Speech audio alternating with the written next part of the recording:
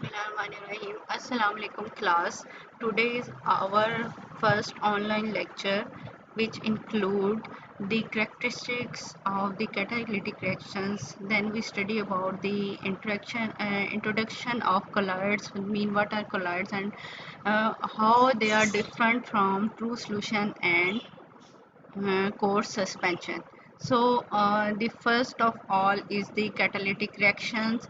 As we have studied previously in our class, that what are the catalysts and different types of catalysts, like what are positive catalysts, negative catalysts, promoters, inhibitors, autocatalyst, and different categories of catalysis, mean homogeneous and heterogeneous catalysis with their examples. So we know that there are different types of catalytic reaction, but they have some common characteristic or common features which are also called as criteria of catalyst. So we discuss these characteristics of catalytic reactions now.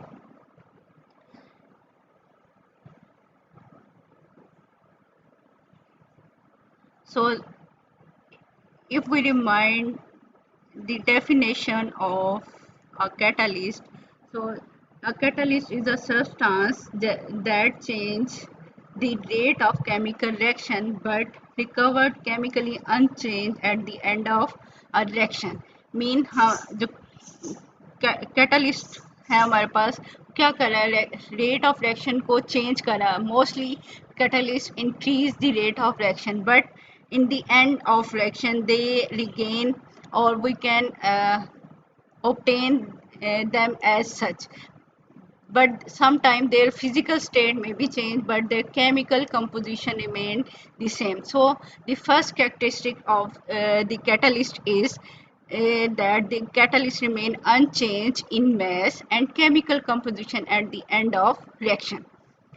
Mean chemical composition mean how much is the hydrogen, carbon, nitrogen or oxygen present in the catalyst. It remains same, its chemical composition remains same, but its physical state may be changed, such as if we use a granular or grain form of a catalyst, it may be converted into fine powder. So a catalyst remain unchanged in its mass or in chemical composition in the end of the reaction. However, its physical form may be changed. For example, granular manganese oxide used as a catalyst in the decomposition of the potassium chlorate, and in the end it is converted into fine powder from the granular form. So its physical state is changed but it remains as manganese oxide, means its chemical composition remains same. The second point is related with the amount of the catalyst. A small amount of catalyst is sufficient to bring about a considerable extent of a reaction, because it is not used up in the reaction, mean we can use again and again for the same reaction, its amount remain the same, and so it is not used up in the reaction. So it's just small amount is required to bring about a large change in the reaction. Next point is the rate of catalytic reaction depend upon the concentration of catalyst. As we know, the concentration of a catalyst is very small in the catalytic reaction. So when we study the rate of chemical reaction, then its uh, amount is this concentration is very important. So the rate of reaction depend upon their concentrations, especially when the concentration of the reactant and the concentration of the catalyst are very small and very comparable to each other, then its concentration is important in the determining the rate of chemical reaction. Next point is related with the surface area of the catalyst. Mean if a material if a catalyst is present in the form of very small particles, then its surface area is very high as compared to if it is present in the very large particle or lump of any material, then its surface area is very less. So a catalyst is more effective when finally divided. The main reason is that they have the large surface area or large surface active centers available for the attachment of the electron to produce into different types of the products. Thus, for example, thus a lump of platinum will have much less catalytic activity than the colloidal platinum. Lump of platinum has less surface area as compared to colloidal platinum or finally divided particles. Similarly, finely divided nickel is more better catalyst than the lump of solid nickels. The reason is same. The surface area of finely divided form is higher than the large granular particles. Next is the catalyst does not affect the position of the equilibrium, although it shortens the time required to establish the equilibrium. The actual work of a catalyst is to choose that path which has lower activation energy as compared to the other activation energies. So in this case, when the activation energy is very less, then the reactant easily or quickly converted into product. So this is the main function of the catalyst. It speed up the reaction by choosing that path in which the activation energy of catalytic reaction is low. So it speed up the reaction, and similarly it can speed up the forward direction and backward direction. So it does not affect the position of equilibrium. Equilibrium ने जिस position पे आना है, जिस point पे आना है, वो उसी पॉइंट पे आएगा. लेकिन क्या कर रहा है ये कि स्पीड ऑफ रिएक्शन कर रहा है, मीन जल्दी आ जाएगा अक्लीबियम हमारे पास. क्यों जल्दी आएगा कि फॉरवर्ड रिएक्शन भी जल्दी कंप्लीट हो रहा है और बैकवर्ड रिएक्शन भी हमारे पास जल्दी कंप्लीट हो रहा है. ठीक है. Next point is a catalyst is specific in its action and eliminates the undesirable side products. अब अगर हमारे पास कुछ ऐसी कंडीशन आ रही है कि एक रिएक्टेंट से 3 प्रोडक्ट्स बने हैं, mean A B and C, but the most desirable product हमारे पास क्या है, बी, और अनडिजायरेबल प्रोडक्ट अगर हमारे पास ए एंड सी हैं, तो कैटलिस्ट क्या करेगा कि सिर्फ एक स्पेसिफिक पाथ को अडॉप्ट करेगा कि मीन हमारे पास जो अनडिजायरेबल प्रोडक्ट्स हैं वो ना बने और ज़्यादा से ज़्यादा अमाउंट, ज़्यादा से ज़्यादा यील्ड जो है हमारे पास जो हमारी डिजायरेबल प्रोडक्ट है उसकी बने. मीन ये उसी रिएक्शन का एक्टिवेशन एनर्जी को लो करेगा जिससे हमारे पास बी प्रोडक्ट ज़्यादा बनी है. मीन हमारे पास जो डिजायरेबल प्रोडक्ट है वो ज़्यादा बन सकती है. ठीक. A catalyst is specific in its action that eliminates the undesirable side products. When several products are possible from the same reactant, a catalyst can lower the activation energy of a specific path. This is able to select and direct the course of reaction in specific path. So this property is also called as specificity, mean कि catalyst एक specific reaction को follow करेगा, वो हर undesirable product नहीं बनाएगा और ये select करेगा कि ये किस रिएक्टेंट के साथ कौन सी प्रोडक्ट बना रहा है. This so it is called this specificity and selectivity of the catalyst. Next point है हमारे पास, catalyst can not start a reaction which is not thermodynamically feasible. Thermodynamically feasible reaction हमारे पास कौन से होते हैं, आप लोगों ने स्टडी किया हुआ है कि हमारे पास एंडोथर्मिक और एक्सोथर्मिक रिएक्शन होते हैं.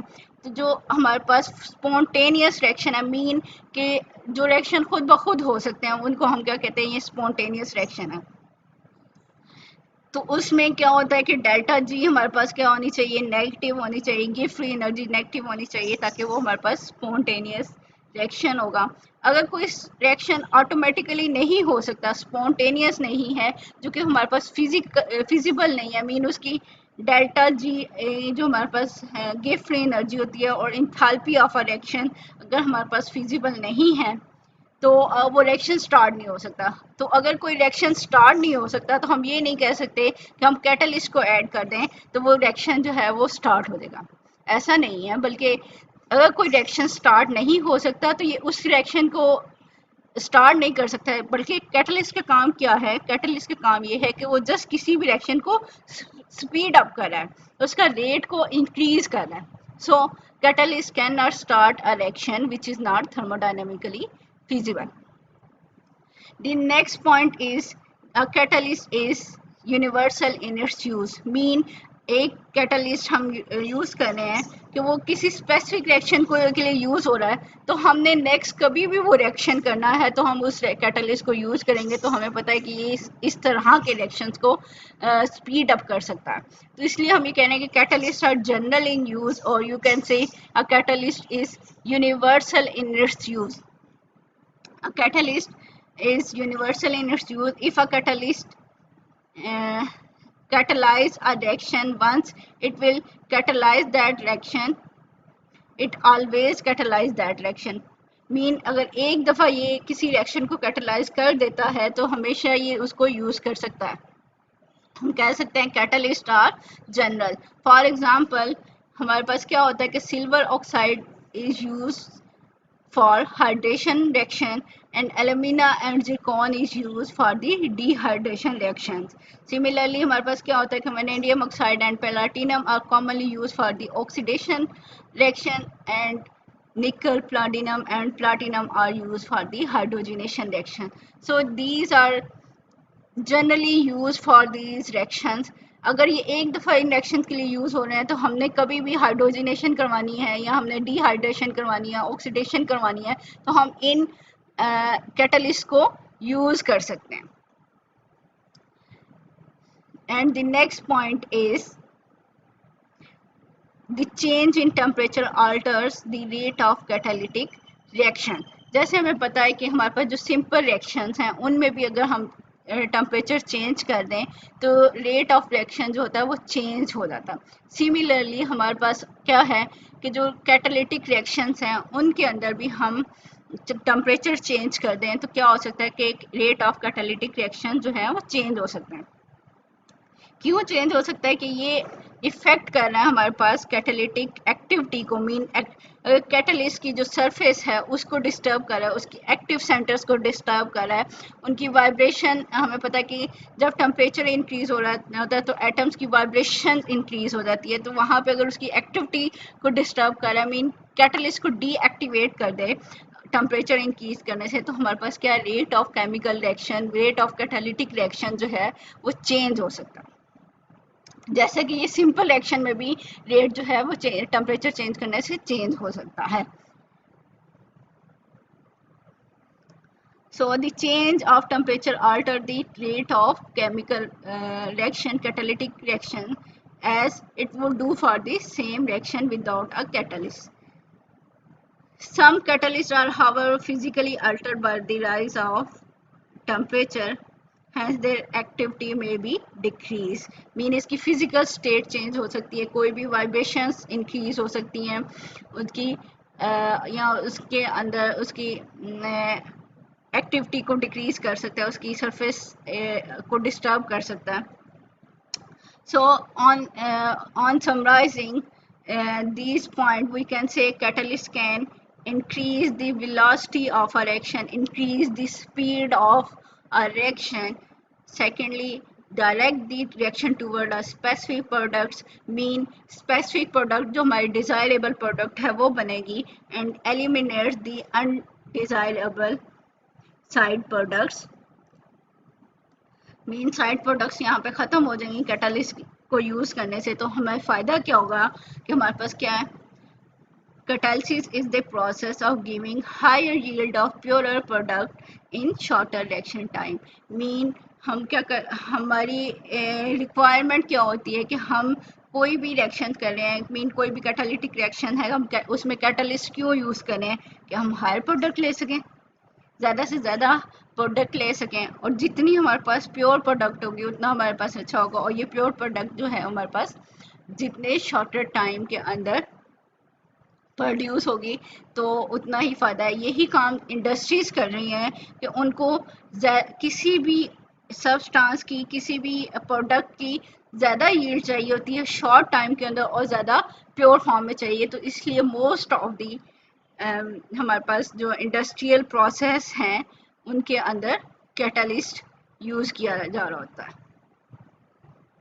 This was all about the catalyst and catalysis and their characteristics. So the next topic is the colloids, or what are the colloidal suspension and how they are different from the true solution and the coarse suspension. So the first scientist who discovered these colloids was the Thomas Graham. Actually, he is divided all the substances into two main classes on the basis of their permeability or diffusion through the membranes. So Thomas Graham in 1861 divided all substances when treated with the solvent, mean he formed their aqueous solution or aqueous or other solvent solution. He divided them into two classes on the basis of their ability to diffuse into water across a permeable membranes. You know what are the permeable membranes, which allow materials to pass through them. There are, or you can say these are semi-permeable membranes, which allow some material to pass down and some material to retain on their substance, on their surface. Actually, why some material retain on their surface, or because the pore size of these membrane is small, and if the material size is large, then it cannot pass through the pores, so it retain on their surface.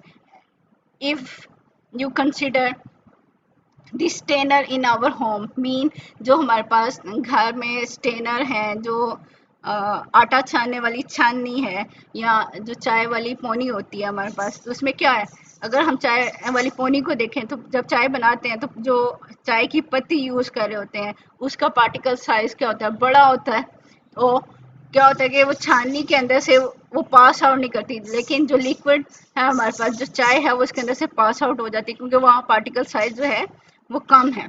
Similarly हमारे पास क्या है कि जो आटे के particles हैं, जो लार्ज पार्टिकल्स हैं, वो उसकी सुराख के अंदर से पास आउट नहीं हो सकते हैं। जो स्मॉलर पार्टिकल्स होंगे वो हमारे पास पास आउट हो जाते हैं। सो इसके अलावा और बहुत सारी मेम्ब्रेन्स होती हैं, एनिमल मेम्ब्रेन होती हैं, वेजिटेबल मेम्ब्रेन्स होती हैं, जो कि कुछ मटेरियल्स को पास आउट होने देती हैं और कुछ मटेरियल्स को पास आउट नहीं होने देती।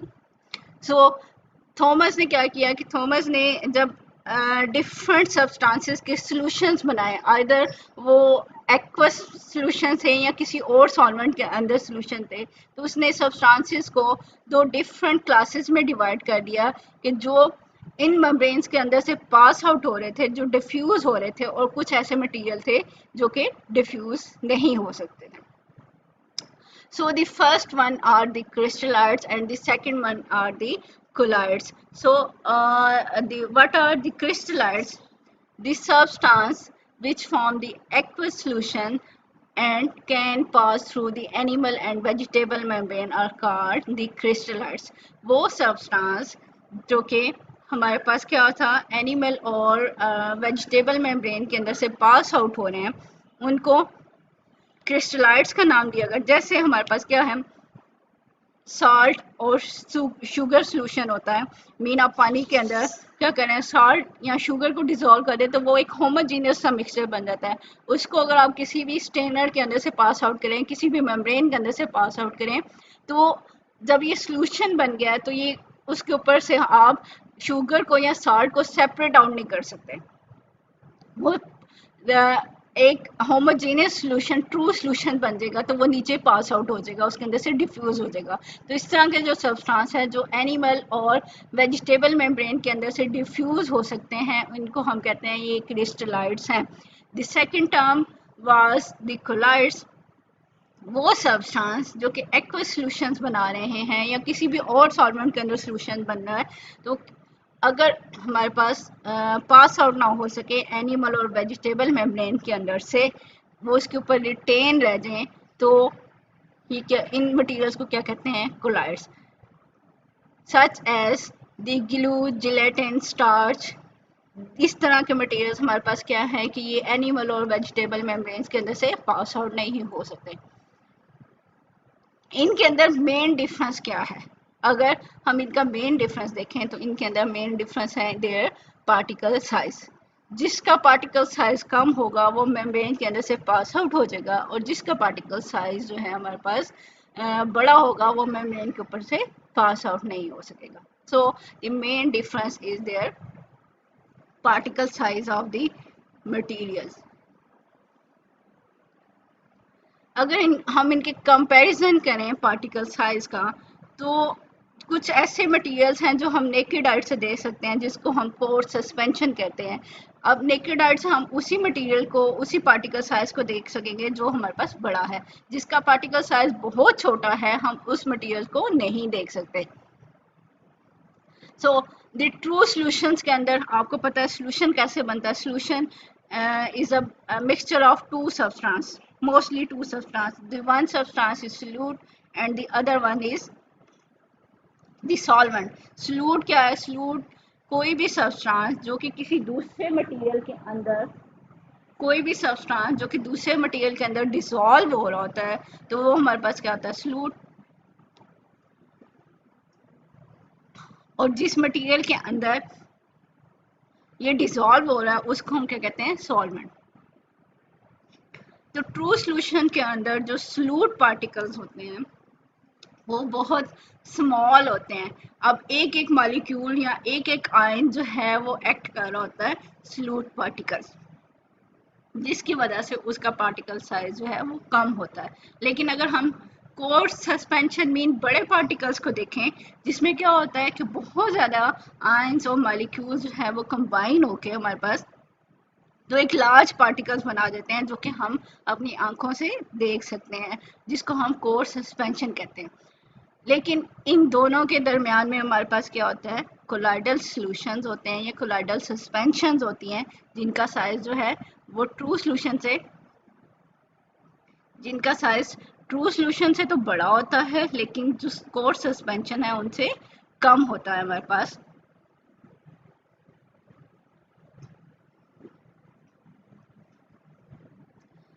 So, in a true solution, the solute particles are dispersed in the solvent as single molecules or ions.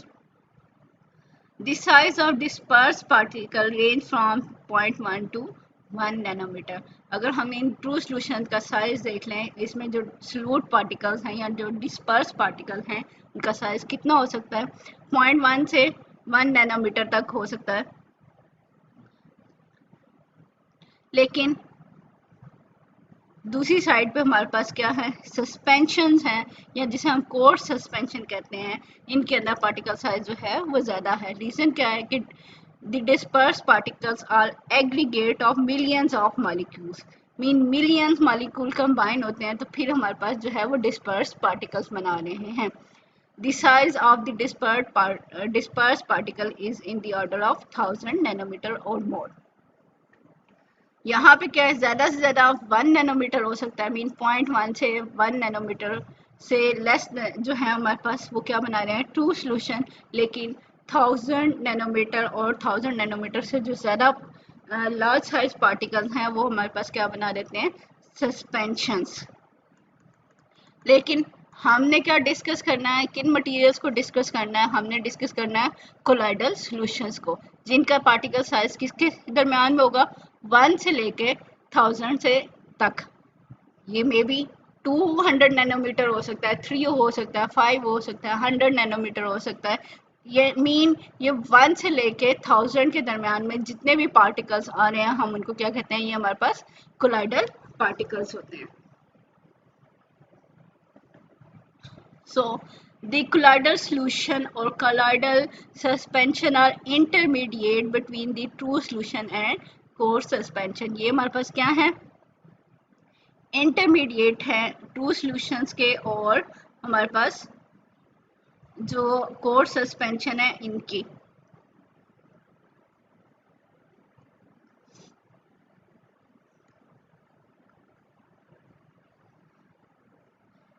यहाँ हम ये क्या कह सकते हैं कि यहाँ पे जो साइज है, डिफरेंस क्या है कि हमारे पास डिफरेंस में आ जाता है कि यहाँ पे मेन इनके पार्टिकल साइज जो डिस्पर्स फेज है उसका डिफरेंस आ सकता है. The size of disperse particle in a colloidal dispersion is bigger than that of solute particles in a true solution. True solution के पार्टिकल जो solute particles हैं उनसे इनका साइज क्या है, लार्जर है, बिगर है, and smaller than that of a suspension. और जो सस्पेंशन के पार्टिकल्स हैं उनसे इसका साइज जो है वो हमारे पास क्या होता है, कम होता है. कोलाइडल सॉल्यूशंस को हम क्या कह सकते हैं कि ये हमारे पास सोल है. Sol mean when a solid material is dispersed in a liquid then it is generally called as soul. हम इसको आगे स्टडी भी करेंगे, आगे इसकी डिटेल में भी देखेंगे, इसकी टाइप्स भी देखेंगे, लेकिन जनरली इनको सोल भी कहा जाता है कि सोल कि कोई भी डिस्पर्स फेज है वो सॉलिड फॉर्म में है और वो किसी लिक्विड के अंदर डिसॉल्व हो जाए. अब हमारे पास जो ट्रू सॉल्यूशन है, जैसा कि हमें पता है ये होमोजीनियस मिक्सचर होता है, ये वन फेज सिस्टम होता है. मीन कि हम अगर पानी के अंदर शुगर डिज़ोल्व करें या सॉल्ट डिज़ोल्व करें तो वो एक होमोजीनियस मिक्सचर बनाएगा. हम डिज़ोल्व करने के बाद शुगर को उसके अंदर से सेपरेट आउट नहीं कर सकते या सॉल्ट को उसके अंदर से सेपरेट आउट नहीं कर सकते, उसकी प्रॉपर्टीज सारी सेम होंगी. लेकिन हमारे पास क्या होता है कि जो कोर सस्पेंशन है या फिर हमारे पास जो है कोलाइडल सॉल्यूशंस हैं ये टू फेज सिस्टम बनाते हैं. मीन ये उतने अच्छे तरह से डिस्पर्स नहीं होते, उतने अच्छे तरह से डिसॉल्व नहीं होते जैसे कि हमारे पास ट्रू सॉल्यूशंस होते हैं. तो इसलिए हम इनको क्या कहते हैं कि ये हमारे पास टू फेज सिस्टम है. अब जैसे ट्रू सॉल्यूशन के अंदर एक होता है सॉल्यूट और दूसरा कंपोनेंट होता है सॉल्वेंट, तो यहाँ पे भी हमारे पास कोलाइडल सॉल्यूशंस के अंदर दो कंपोनेंट हैं. एक को हम कहते हैं डिस्पर्स फेज और दूसरा हमारे पास क्या है, डिस्पर्जन मीडियम. तो डिस्पर्स फेज आप अपने माइंड में रखें कि ये सॉल्यूट है और डिस्पर्जन मीडियम हमारे पास क्या है, जो सॉल्वेंट होता है ट्रू सॉल्यूशन के अंदर. अब हम क्या कह सकते हैं कि डिस्पर्स फेज को हम इनर फेज भी कह सकते हैं. मीन कि ये उसके अंदर डिसॉल्व हो रहा है और बाकी क्या है, जो आउटर फेज है वो सॉल्वेंट है. कोई भी सॉल्यूशन के अंदर, किसी भी सस्पेंशन के अंदर इनर फेज जो है वो उसका डिस्पर्स फेज है जो उसका सॉल्यूट है, और जो आउटर फेज है उसके जो उसने इसको कवर किया हुआ है चारों तरफ से उसका डिस्पर्जन मीडियम है, या इसको जस्ट वैसे ही हम इसको आउटर फेज कह देते हैं. अगर हम इसकी एग्जांपल देखें तो एग्जांपल हमारे पास क्या है कि कॉपर को जब डिस्पर्स कर दिया जाए वाटर के अंदर, mean copper is a disperse phase and the water is the dispersion medium. So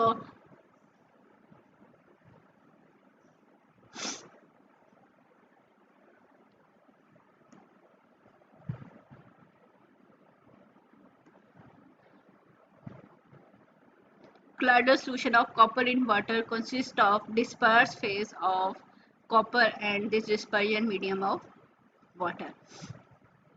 अब कोई भी मटेरियल जिसका पार्टिकल साइज हमारे पास क्या आ जाए, कोलाइडल रेंज में आ जाता है, तो हम उसको क्या कहते हैं कि वो मटेरियल जो है वो कोलाइडल स्टेट के अंदर है. किसी भी मटेरियल का पार्टिकल साइज अगर कोर्स सस्पेंशन में आ जाएगा तो हम उसे कोर्स सस्पेंशन कहेंगे, लेकिन अगर उसका पार्टिकल साइज का रेंज कोलाइडल रेंज में आ गया तो हम कहेंगे कि मटेरियल जो है वो एग्जिबिट कर रहा है colloidal state. The material with the particle size in the collider range is said to be in the collider range. हम सिंपली क्या कह सकते हैं कि collides are dispersion of small particle of one material in another, कि एक तरह के मटेरियल जो है जिनका पार्टिकल साइज कम है वो दूसरे मटेरियल के अंदर जो है डिस्पर्स हुए हुए हैं या डिसॉल्व हुए हुए हैं। अब स्मॉल मीन ये नहीं है कि वो ट्रू सॉल्यूशंस बना रहे हैं। आपको पता है कि हमारे पास क्या है, पार्टिकल साइज ट्रू सॉल्यूशन में और कोलाइडल सॉल्यूशन में डिफरेंट है। मीन यहाँ पे क्या है, ज़्यादा से ज़्यादा 1 नैनोमीटर या 1 नैनोमीटर से लेस, लेकिन 1 नैनोमीटर से 1000 के दरमियान में जितना भी पार्टिकल साइज का रेंज आ रहा है वो सारे के सारे कोलाइडल रेंज में आ जाते हैं। इसीलिए हम कह रहे हैं दी स्मॉल मीन अराउंड और लेस देन 500 नैनोमीटर और 1000 से लेस देन जो भी है हमारे पास कोलाइडल रेंज में आ जाते हैं। They are aggregate of numerous atom और molecule which are too small to be seen with the ordinary optical microscope. अब हमने ऊपर बात की कि ट्रू सॉल्यूशंस के अंदर सिंगल पार्टिकल, सिंगल मॉलिक्यूल और आयंस की फॉर्म में एग्जिस्ट करते हैं, और सस्पेंशन के अंदर हमारे पास क्या है, मिलियंस ऑफ पार्टिकल्स हैं। हम आगे देखेंगे कि 10⁻10 पार्टिकल्स कंबाइन करके हमारे पास एक सस्पेंशन का पार्टिकल्स बनता है। अब इन दोनों के दरमियान में हमारे पास कोलाइडल सॉल्यूशंस, तो हम इनको कह सकते हैं कि 1000 पार्टिकल्स आपस में रफली 1000 पार्टिकल्स और 1000 से लेके 1 मिलियन पार्टिकल्स जो है वो आपस में कंबाइन होके हमारे पास कोलाइडल रेंज के अंदर पार्टिकल्स बना रहा है। लेकिन ये इतने स्मॉल होते हैं कि हम इनको सिंपल माइक्रोस्कोप से नहीं देख सकते। जो कोर्स सस्पेंशन है वो लार्ज पार्टिकल्स हैं, बहुत ज़्यादा लार्ज पार्टिकल्स होते हैं जिनको हम अपनी नेकेड आई से देख सकते हैं। ठीक है, कोर्स सस्पेंशन की अगर सिंपल आप एग्जांपल ले लें, सैंड या मड पार्टिकल्स, जो मिट्टी के पार्टिकल्स हैं उनको हम अपनी नेकेड आई से देख सकते हैं, लेकिन ना तो हम ट्रू सॉल्यूशंस को अपनी नेकेड आई से देख सकते हैं और ना ही हम कोलाइडल सॉल्यूशन को देख सकते हैं। इसी तरह हमारे पास डिफरेंट मैग्निफिकेशन की माइक्रोस्कोप्स होती हैं। तो जो ऑप्टिकल माइक्रोस्कोप हैं, जो सिंपल माइक्रोस्कोप हैं, उनसे भी हम जो है कोलाइडल सॉल्यूशंस को नहीं देख सकते। मीन ये अभी भी इतने स्मॉलर पार्टिकल्स हैं कि हम इनको नहीं देख सकते। They pass through the simple filter papers but can be detected by light scattering, sedimentation and osmosis। अब ये 3 प्रॉपर्टीज़ हैं हमारे पास कि कोलाइडल सॉल्यूशंस क्या करते हैं, लाइट की स्कैटरिंग कर सकते हैं, सेडिमेंटेशन हो सकती है, मीन ये सेटल डाउन हो सकते हैं by applying the electric field, और ऑस्मोसिस का प्रोसेस शो कर सकते हैं। ये इसकी प्रोसेस है। मीन कि मूवमेंट ऑस्मोसिस हमारे पास क्या, मूवमेंट ऑफ सॉल्वेंट और movement of liquid from its higher concentration to lower concentration. जहाँ पे लिक्विड ज़्यादा है या कोई भी सॉल्वेंट ज़्यादा है, वो सेमी परमिएबल मेम्ब्रेन से उसकी ट्राई क्या होती है, उसकी कोशिश क्या होती है कि वो दूसरी साइड पे जाए जहाँ पे हमारे पास less concentration of the solvent है।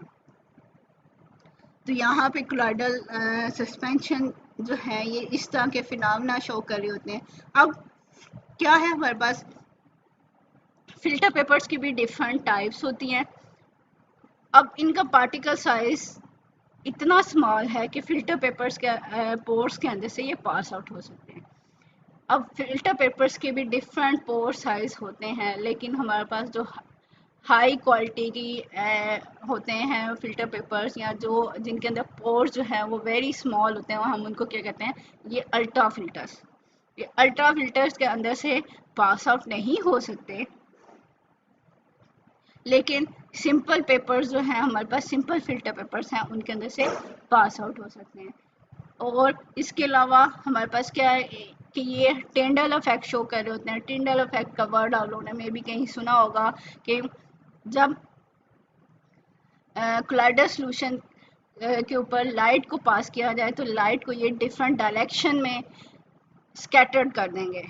लेकिन अगर हम ट्रू सॉल्यूशंस को देखें तो ट्रू सॉल्यूशन में पार्टिकल साइज बहुत कम है, तो ये लाइट को स्कैटर नहीं कर सकते। तो ये एक इम्पोर्टेंट प्रॉपर्टी है हमारे पास कोलाइडल सॉल्यूशंस की कि ये हमारे पास लाइट को स्कैटर कर सकते हैं।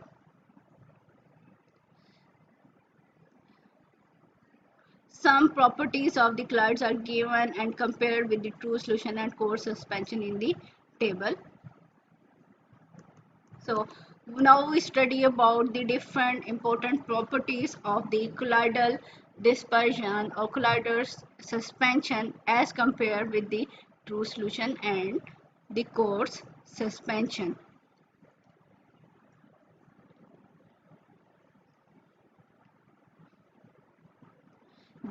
The one and the main reason in these solution is their size of the particles. As we studied earlier, the size in the true solution is 0.1 to 1 nanometer, and the colloidal dispersion are in between the true solution and the coarse suspension. Their size is 10 raised to power 1 to 10 raised to power 3 nanometer, mean up to 1000 nanometer, and those particles which have size greater than 1000 nanometer are fall into the coarse suspension. The second property is their phase, mean true solution form the homogeneous mixture of the solute and solvent. So this is a one phase system. In one phase their properties are same all around in it. लेकिन हमारे पास जो colloidal dispersion है और coarse suspension है, they are two phase system. Actually they are heterogeneous system की properties all जगह पे हमारे पास सेम नहीं होंगी, तमाम एरिया में सेम नहीं हो सकती. They too form two phase system. The third property is the shape of these particles. In true solution their particle size is very small, very small. We cannot see from any high magnification microscope, so we cannot properly explain the shape of the true solution particles. But in the case of the colloidal dispersion, their shape may be linear, coiled, rod shaped, ellipse or flat plate. The particle may be in any shape.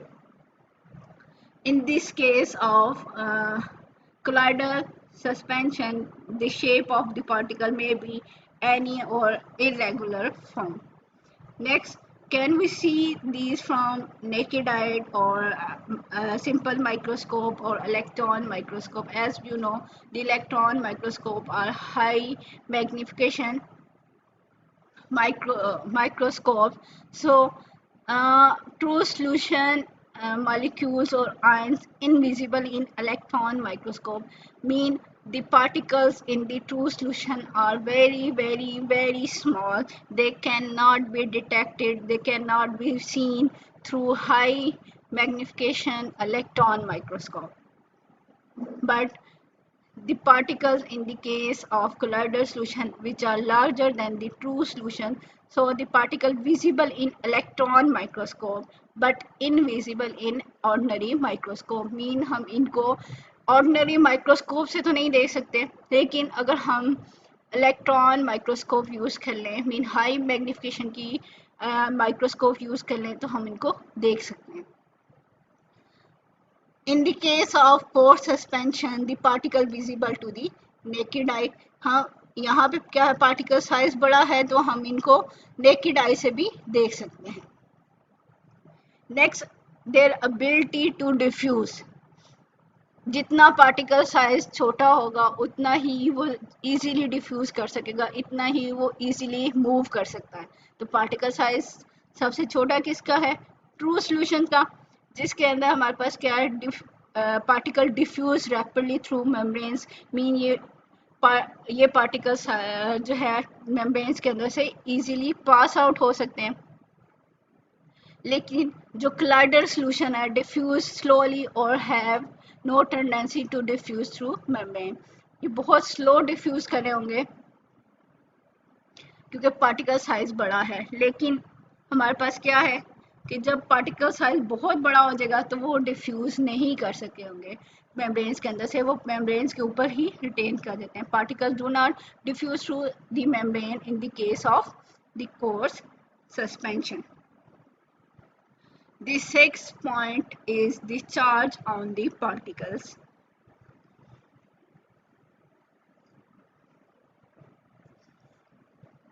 In the case of true solution, the particles may be positively charged, negatively charged और neutral particle. Particles के ऊपर कोई भी charge हो सकता है. Similarly हमारे पास जो ट्रू सॉल्यूशन है या कोर्स सस्पेंशन है, उनके जो पार्टिकल्स हैं उनके ऊपर भी कोई भी चार्ज हो सकता है. वो पार्टिकल पॉजिटिवली चार्ज भी हो सकते हैं, नेगेटिवली चार्ज भी हो सकते हैं, और हमारे पास न्यूट्रल पार्टिकल्स भी हो सकते हैं. इसी तरह एग्रीगेशंस की बात पीछे भी हमने की थी कि यहाँ पे ट्रू सॉल्यूशंस के अंदर मॉलिक्यूल्स, जो हमारे पास फ्लूइड के मॉलिक्यूल्स होते हैं वो सिंगल पार्टिकल्स होते हैं या वेरी स्मॉल पार्टिकल्स कंबाइन करते हैं, तो ये हमारे पास एक मॉलिक्यूल्स बना रहे होते हैं. मीन इनके अंदर कुछ आयंस या कुछ एटम्स कंबाइन होके एग्रीगेट होके मॉलिक्यूल्स बना रहे हैं. और यहाँ पे हमारे पास क्या है, जो कोर्स सस्पेंशन थी उसमें हम देख रहे हैं कि 10⁻10 पार्टिकल्स जो हैं वो कंबाइन होके हमारे पास जो है कोर सस्पेंशन बना रहे हैं. लेकिन हमारे पास जो कोलाइडल सॉल्यूशन है वो इन दोनों के दरमियान में है. मीन 10⁻3 to 10⁻9 एटम्स जो है वो कंबाइन होके हमारे पास जो है उसका पार्टिकल्स बना रहे हैं. मीन एग्री कितने पार्टिकल्स, कितने आयंस और कितने एटम कंबाइन होके हमारे पास जो इसके फ्लूइड पार्टिकल्स बना रहे हैं, इसको हम कहते हैं कितने पार्टिकल्स एग्रीगेट हुए हैं. In true solution, molecule contain 2 to 1000 atoms. But in the case of colloidal suspension, the particles composed of 10⁻3 to 10⁻9 atoms. But in the case of core suspension, the particles composed of more than 10⁻10 atoms. Mean बहुत ज़्यादा atoms मिलके core suspension बना रहे हैं, जिसकी वजह से ये पार्टिकल साइज बहुत बड़े हो जाते हैं और हम इनको इवन नेकेड आई से भी देख सकते हैं. नेक्स्ट प्रॉपर्टी हमारे पास क्या है, डिस्पर्शन ऑफ लाइट, जिसे हम स्कैटरिंग ऑफ लाइट कहा या हम इसको टेंडल इफेक्ट कहते हैं. अब हमारे पास क्या है, पार्टिकल्स का साइज ट्रू सॉल्यूशन के अंदर बहुत कम होता है, जिसकी वजह से वो जो लाइट है उसको स्कैटर नहीं कर सकते. लेकिन हमारे पास क्या है कि कोलाइडल सॉल्यूशन जो है वो उनमें पार्टिकल साइज बड़ा है, तो वो लाइट की स्कैटरिंग कर सकते हैं. और इसी तरह हमारे पास जो है कोर सस्पेंशन का पार्टिकल साइज कोलाइडल सॉल्यूशन से भी ज़्यादा है, तो वो लाइट को स्कैटर भी कर सकते हैं और वो लाइट को रिफ्लेक्ट भी कर सकते हैं किसी एक स्पेसिफिक डायरेक्शन के अंदर. The next point is filterability. क्या हम इन मटेरियल को फिल्टर कर सकते हैं या क्या इनको फिल्टर नहीं कर सकते.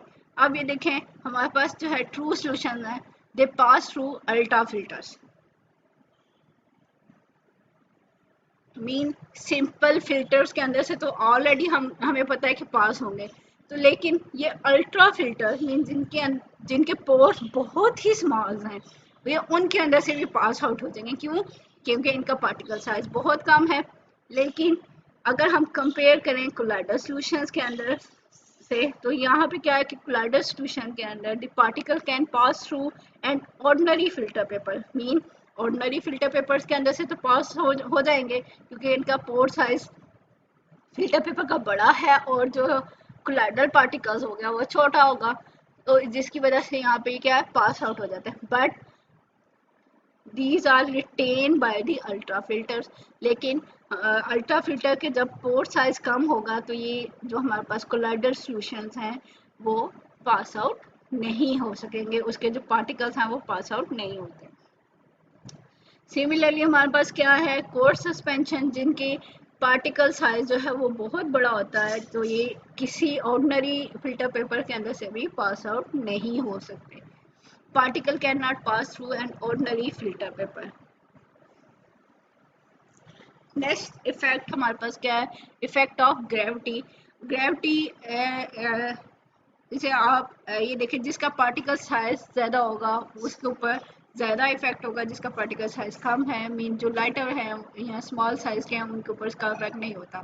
तो हमारे पास क्या है कि ट्रू सॉल्यूशन में ग्रेविटी का नो इफेक्ट, लेकिन हमारे पास जो कोलाइडल सॉल्यूशन है उनके ऊपर भी ग्रेविटी का इतना इफेक्ट नहीं है, क्योंकि पार्टिकल साइज कम है, मीन वो ग्रेविटी की वजह से नीचे सेटल डाउन नहीं होंगे, do not settle down due to the influence of gravity. लेकिन हमारे पास क्या है, कोर सस्पेंशन के पार्टिकल साइज हैवियर हैं, लार्जर हैं, जिसकी वजह से वो ग्रेविटी की वजह से सेटल डाउन हो जाएंगे, they are settle down under the influence of gravity. अगर हम इनकी एग्जांपल्स देखें तो एग्जाम्पल ऑफ ट्रू सोल्यूशन हमारे पास क्या है, जैसे कि आपको पहले बताया कि साल्ट सोल्यूशन ले लें, शुगर सोल्यूशन ले लें या यूरिया सोल्यूशन ले लें, ये हमारे पास ट्रू सोल्यूशन होते हैं, होमोजीनियस मिक्सचर बनाते हैं। अब हमारे पास कोलाइडल सोल्यूशन है हमारे, उसकी अगर हम एग्जाम्पल देखें तो वहाँ क्या हमारे पास मिल्क, सोप, रबर, फोक, मिस्ट, ये कोई ना कोई पार्टिकल्स जो हैं वो किसी दूसरे डिस्पर्जन मीडियम के अंदर डिसॉल्व हुए हुए हैं। और कोर सस्पेंशन की एग्जांपल हमारे पास, सिंपल एग्जांपल हमारे पास मड है या सैंड है, जैसे ही आप सैंड को पानी के अंदर डालेंगे तो क्या होगा, इसका पार्टिकल साइज बड़ा होता है, तो वो क्या है, under the influence of gravity वो नीचे बैठ जाएगा और हम इनको देख भी सकते हैं। तो ये तो था हमारे पास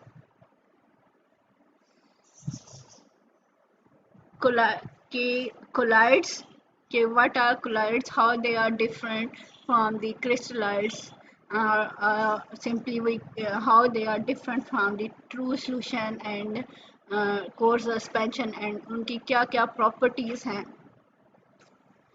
कि हम इनको किस तरह डिफ्रेंशिएट कर सकते हैं ट्रू सॉल्यूशन से और कोर सस्पेंशन से। इन सब के दरमियान में मेन डिफरेंस जो है वो उनकी पार्टिकल साइज का है, कि डिस्पर्स फेज का पार्टिकल साइज जो है वो कितना है, चाहे हम इसको डिस्पर्स फेज कह रहे हैं लेकिन ट्रू सॉल्यूशन में हम इसको स्लूट पार्टिकल्स कह सकते हैं, कि स्लूट पार्टिकल्स का साइज हमारे पास जो ट्रू सॉल्यूशन है उसमें वेरी स्मॉल होता है, और जैसे जैसे हम कोलाइडल डिस्पर्शन की तरफ आ रहे हैं या कोर सस्पेंशन की तरफ आ रहे हैं, तो यहाँ पे पार्टिकल साइज जो है वो इंक्रीज होता जाता है, और जैसे जैसे इंक्रीज होता है तो इनकी प्रॉपर्टीज भी क्या है हमारे पास चेंज होती रहती हैं।